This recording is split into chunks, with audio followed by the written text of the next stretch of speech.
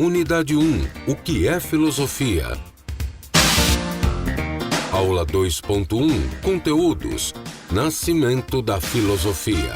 Passagem do mito à razão. Logos. Condições históricas para o surgimento da filosofia. Princípio fundamental.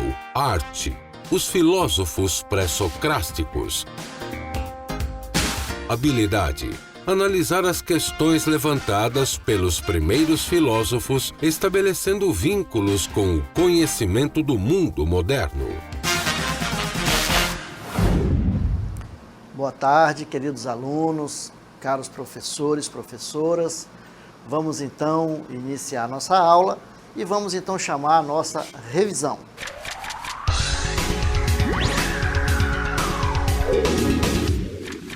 Vimos como que se iniciou ali os primeiros passos para o homem pensar racionalmente, não é isso? Então, o nascimento do saber científico, como que nasce tudo isso. Vimos que esse pensar conceitual, esse momento do surgimento da filosofia, ele se deu, então, aí com os mitos e as lendas, né? O primeiro processo, o primeiro passo que o ser humano dá no sentido de refletir sobre si mesmo e sobre a realidade que o cerca, não é isso? Então nós vimos os mitos, vimos aí vários mitos, colocamos os mitos gregos principalmente, mas também trouxemos os nossos mitos e lendas amazônicas, né, dos nossos indígenas.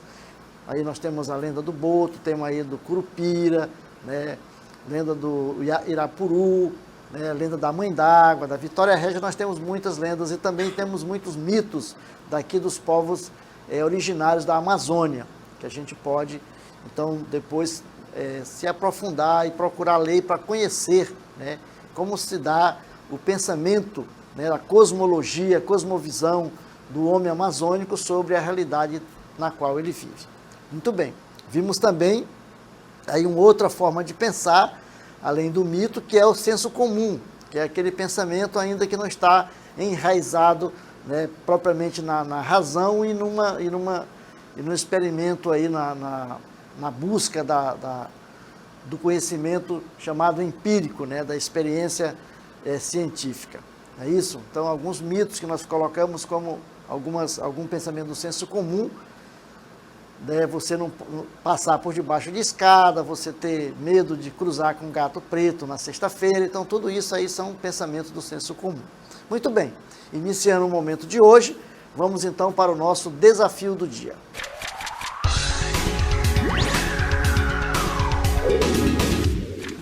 Então aí nós vamos colocar como desafio quando o homem começou a pensar. Então vocês vão observar que durante, né, o decorrer da aula a gente vai então tentar responder esse questionamento aí feito no início da nossa aula. Vamos então para o nosso conteúdo.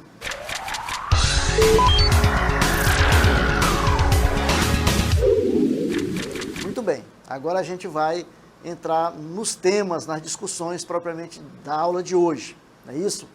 Então, nós vamos ver a questão da passagem do mito à razão, né? A razão que nós chamamos de logos, o logos, que é a razão humana, é o pensar humano. Como é que se deu, então, esse momento em que o homem toma consciência de si, né? Que é essa grande diferença dos outros animais, né? Do homem, do animal homem, para os outros animais. É essa consciência de si, é saber-se que está aqui, é você ter consciência de si. Então, quando é que se deu esse momento em que o homem diz, olha, eu estou no mundo, eu estou aqui, o que eu estou fazendo aqui? E o que está ao meu redor? O que eu posso contribuir com esse mundo que está aqui? Né? Então, esse momento é o momento dessa passagem. Então, é o momento da passagem do mito para a razão, para o logos. A filosofia nasce de uma transformação gradual dos mitos ou de uma ruptura radical com os mitos. Então, um questionamento que a filosofia vai tentar responder. Não é isso? Os mitos, nós sabemos que eles continuam presentes na nossa existência, mas, então, como que se dá essa ruptura? Como é que nasce esse pensar filosófico? certo? Então nós vamos ter aí duas respostas. Então existem duas respostas para esse questionamento, certo? Então vamos lá. A primeira resposta é que a filosofia nasceu por uma ruptura radical com os mitos.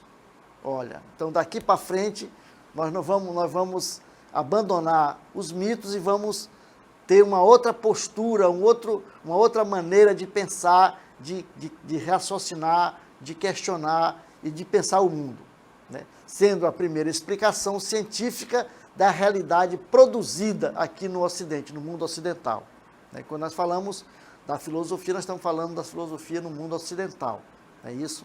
Então é o questionamento. O que é? O que é isso? Por que nós estamos aqui, né? Como que acontecem as coisas? Por que as coisas acontecem, né? Então, por que isso é dessa maneira, não é de outra maneira, certo? Então, veja, é esse questionar, é esse se colocar perante as questões do mundo.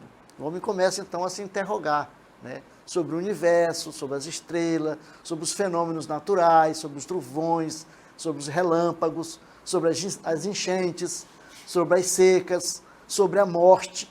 Por que nós morremos, né? Por que a gente morre? Na nossa vida, a gente sabe que nós vamos nascer e vamos chegar a um momento que nós vamos morrer. Então, por que existe a morte? Então, veja, isso é um questionamento que o homem faz. De onde nós viemos? Para onde nós vamos depois da morte? A morte é o fim? Não é isso? A morte é o fim? Que força sobrenatural faz com que o homem viva? Onde começou tudo? Qual é o princípio de tudo? Veja, esse é o começo do pensar humano, do pensar da razão, do pensar filosófico. E a segunda questão, a segunda resposta da questão é a seguinte, né? Os estudiosos mostraram a importância dos mitos na organização social e cultural das sociedades e como os mitos estão profundamente enraizados, entranhados, né, nos modos de pensar e de sentir de uma sociedade. Então, não pode radicalmente abandonar os mitos, porque eles foram importantes nesse processo de organização social e eles ainda são importantes hoje, porque muitas sociedades, eu digo todas as sociedades, melhor dizendo, têm os seus mitos, no sentido do pensar, no pensar mitológico.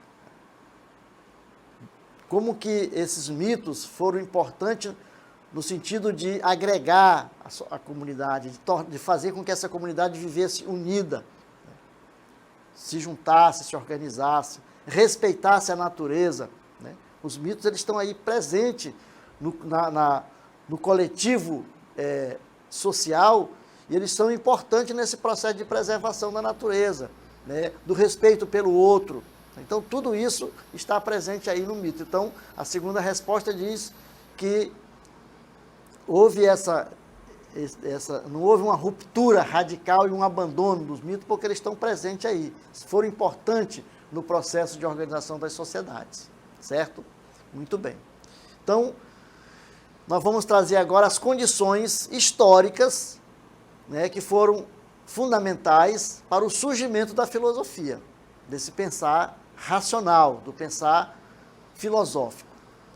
Então, um dos pontos, né, uma das condições históricas, né, os estudiosos dizem que foram as viagens marítimas, as navegações.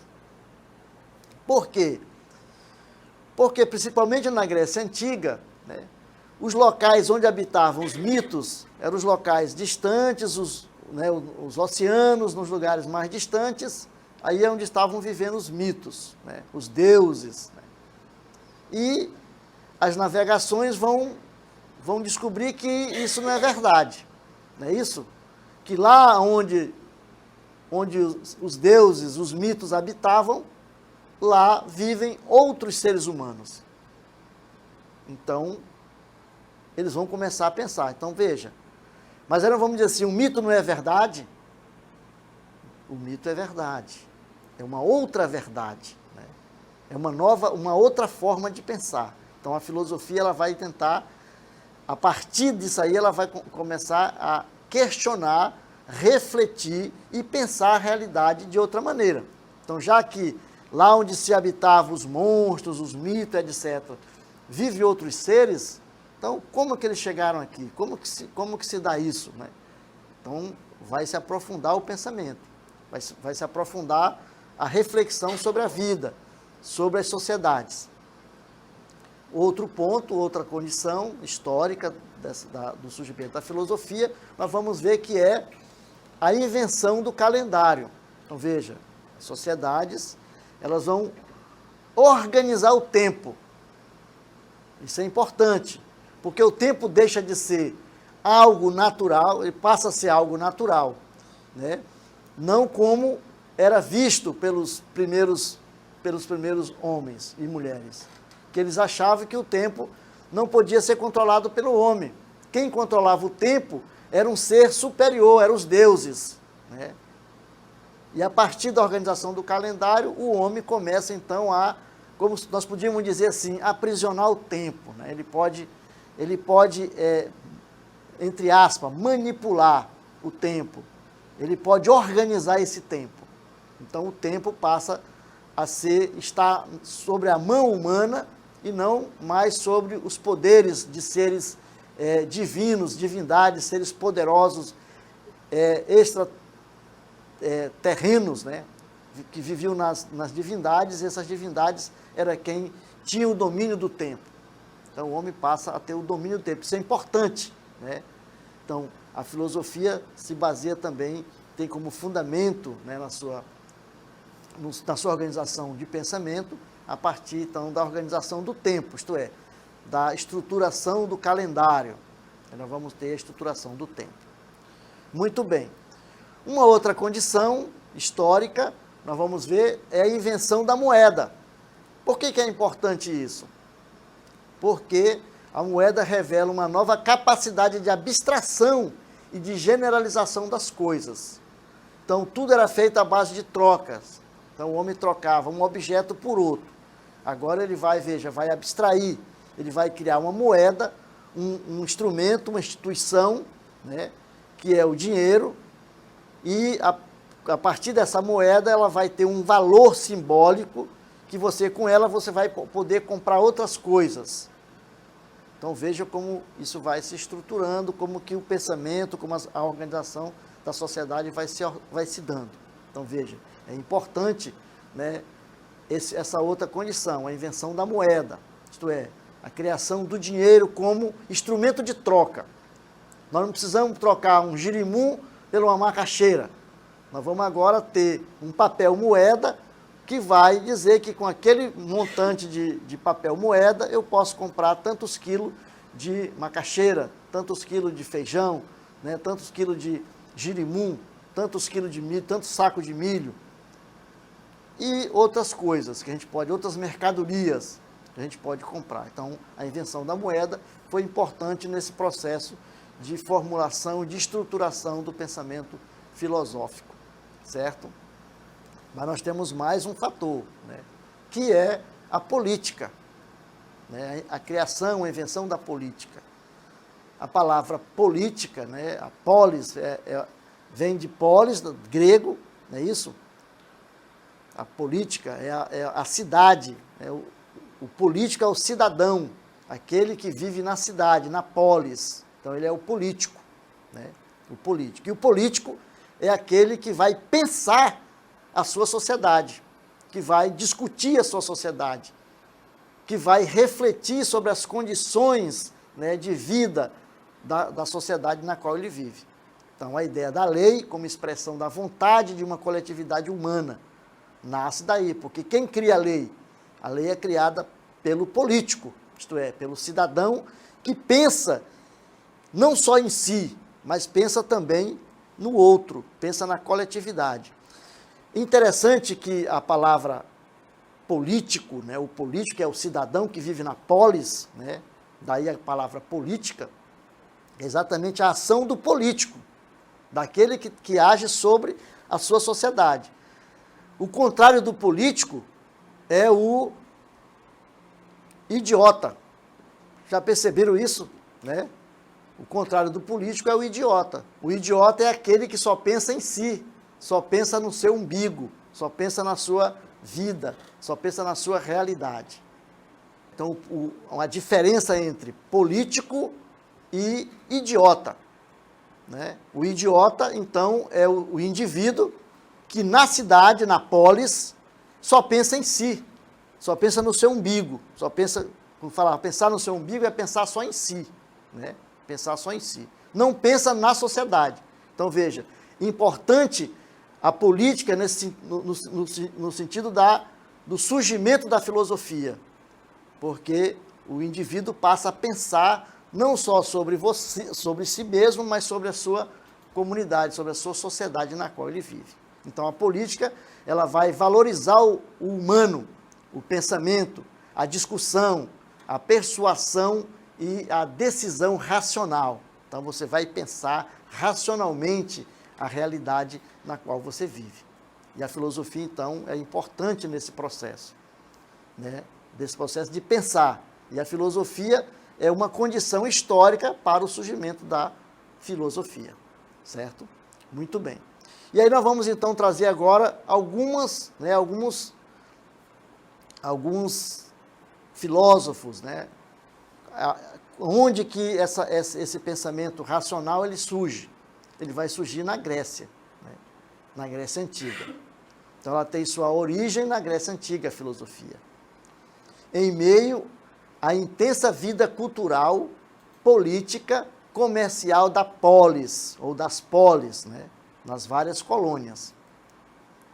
É interessante, né, a gente observar a questão do pensamento da filosofia, porque ela só foi capaz, só foi possível você pensar filosoficamente, o homem pensar filosoficamente na Grécia Antiga, devido exatamente ao que nós chamamos de ócio produtivo. O que era o ócio produtivo? Era o indivíduo, o cidadão grego, que tinha à sua disposição o escravo, era uma sociedade, né, escravocrata, em que a produção ela advinha da força do escravo, e o cidadão, né, o cidadão político, né, aquele que vivia na cidade, isto é, o filósofo, né, o político que vivia ali, ele podia pensar, ele podia raciocinar, ele podia questionar as coisas, porque ele não tinha o que fazer, entre aspas, né? Ele não tinha que se preocupar com a produção de alimentos, ele não tinha que se preocupar com a produção da vida material. Então ele vai pensar exatamente na questão do raciocinar, do pensar, do questionar, né? Daí nasce a filosofia. Então veja como é importante o chamado ócio produtivo, né? Então o filósofo grego, ele tinha essa capacidade de pensar, porque ele não tinha que se preocupar com a questão material da vida. Então ele vai pensar no outro nível, ele vai se preocupar em fazer a discussão da sociedade deles, certo? Então, quando se fala do cidadão, do político, né, que é todo cidadão que vive na polis, ok? Então vamos ver como surgiu esses primeiros pensamentos, esses primeiros filósofos. Então os primeiros filósofos têm uma preocupação primeira com as questões cosmológicas, com o cosmos. Daí são chamados de filósofos cosmológicos. Esses filósofos, esses pensadores, buscam desvendar a origem do universo. Então a preocupação deles está com o universo. O cara fica aí sem fazer nada, olhando para o céu, né? Aí vê as estrelas, vê a lua, vê os astros e vai então se questionar. Aí por que tem isso aí? Como é que está estruturado esse céu, esse cosmos, né? Como é que está estruturado? Por que as estrelas estão aí? Será que elas estão paradas? Existe tipo como se fosse uma plataforma onde estão esses astros grudados e colados, suspensos? Ou esses astros se movimentam? Então veja os questionamentos que eles fazem, né? Então estão preocupados com a questão do universo. Como que nasceu esse universo? De onde ele veio? Como surgiu? Não é isso? Então são os chamados cosmológicos. Aí nós vamos ver Os físicos ou os fisicistas, né, são aqueles que vão se preocupar com os aspectos da natureza, da physis, isto é, do físico, da matéria. Então, por quê? Nós vamos discutir a questão da terra, né, do fogo, da água, né, das coisas que estão aí. Então, são os fisicistas. E aí nós temos os chamados pré-socráticos, né? Então, esses filósofos que nós vimos anteriormente são chamados de pré-socráticos, que vieram antes de Sócrates, né? E esses filósofos pré-socráticos, eles vão introduzir o pensamento chamado filosófico. Vão discutir a questão da razão, da axé, da onde que surgiu tudo. Então, eles vão começar a questionar essas questões aí. Então, o que perguntavam e buscavam os primeiros filósofos? Eles buscavam o princípio fundamental de tudo, né? Que é axé, eles chamavam de axé, né? Que essa palavra significa o princípio fundamental. Então, é a origem das coisas, a origem de tudo, a origem do universo. Então, o homem começa, né, a desconfiar das explicações que vinham dos mitos, né, das tradições e explicações míticas. Eles começam a dizer, mas será que isso é verdade? Será que é verdade que os trovões são os castigos de Deus sobre nós? Deus está chateado, aí nós pecamos, aí ele vai, dá um trovão, dá um relâmpago. As tempestades, elas são oriundas de onde? De onde vêm as tempestades, né? Os ventos, a chuva, os oceanos, as montanhas, de onde vem tudo isso? Então veja que eles começam então a questionar. Será que realmente aí são os deuses que estão revoltados conosco? Será isso mesmo? Então exatamente essa preocupação e essa desconfiança que leva o homem a buscar respostas, né? E a busca da resposta é exatamente o que nós chamamos de pensar filosófico, pensar racional, pensar com o logos, né? Conhecimento. Então, vamos aqui nomear alguns desses filósofos, tá bom? Então, Tales de Mileto, segundo ele, o princípio de tudo, segundo ele, é a água. Tudo veio da água e seus diferentes estágios. Veja, ele começa a observar, né? A água, então a água ela é o princípio da vida, né? Sem a água você não tem, nada floresce, nada vai vicejar sem água. Então ele vai buscar aí. Se nós formos observar, segundo a teoria, né, da evolução das espécies, né, com Darwin, ele vai dizer que tudo começou na água, né, com os seres mais simples aí na água, que foi onde começou todo o processo da vida. Veja lá, né, é um pouco aí com a comparação do nosso Tales de Mileto. Então, para ele, o princípio de tudo é a água. A água é a origem de tudo. Tudo nasceu da água. Não é isso? Então, esse é o ponto de Tales de Mileto. Mas aí vem um outro filósofo, que é Anaxímenes, né? E diz assim, não, o princípio de tudo, a axé, é o ar. Tudo veio do ar. O ar é a vida. Porque nós respiramos, e quando a gente para de respirar, a gente morre. Então, veja, toda a vida começou com o ar. Então já vai um questionamento aí do Tales de Mileto, né? Aí nós vamos ver um outro filósofo, que já vai questionar os dois, né? Heráclito diz, não, o princípio de tudo é o fogo, porque o fogo tem o poder para transformar tudo, né? Então o vir a ser está aí no fogo, tudo está em movimento, né? Tudo é devir. Tudo é devir.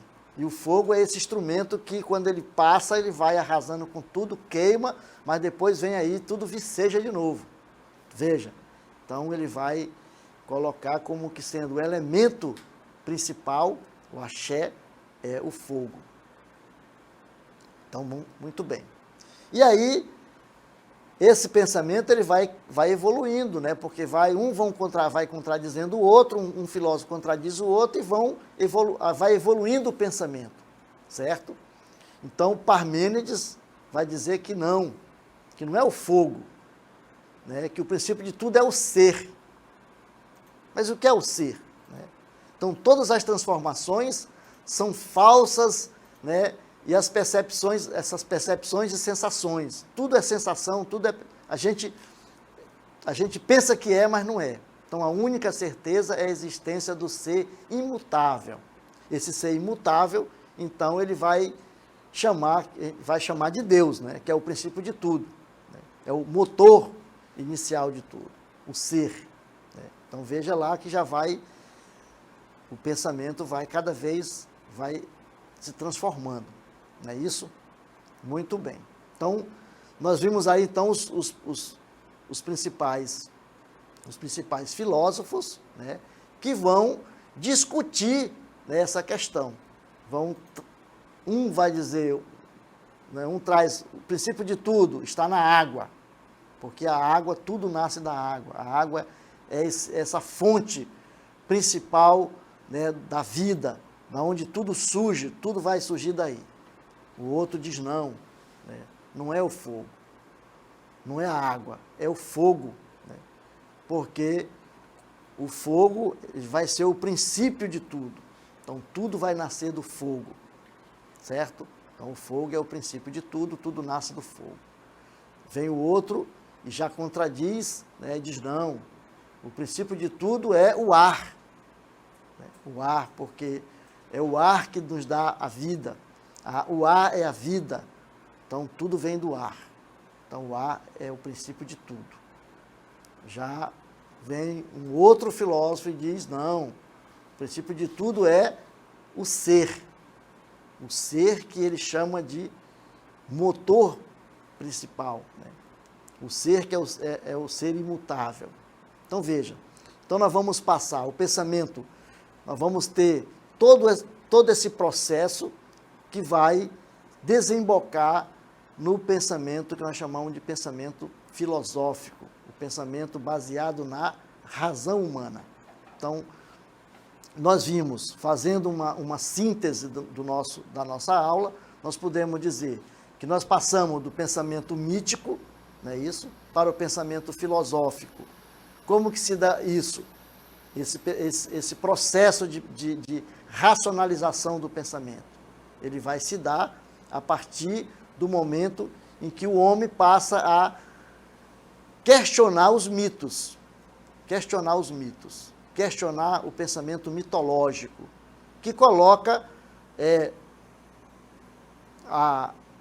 como resposta para os nossos questionamentos, né, nos mitos, em algo fantástico, algo em que nós não podemos realmente explicar de maneira racional. A gente vai dizer, não, a vida começou assim. No caso, por exemplo, do mito da criação do homem, que é o mais conhecido deles, que é o que está na Bíblia, que é o mito de Adão e Eva, não é isso? Então, Deus criou o homem a partir, né, do barro, modelou esse homem e aí soprou sobre ele. É interessante que no processo do mito e da vida tem sempre esse processo do sopro, né? Algo vem, o Deus, né, no caso Deus, vai soprar sobre o barro e ele vai então criar o homem, que é o Adão da Bíblia.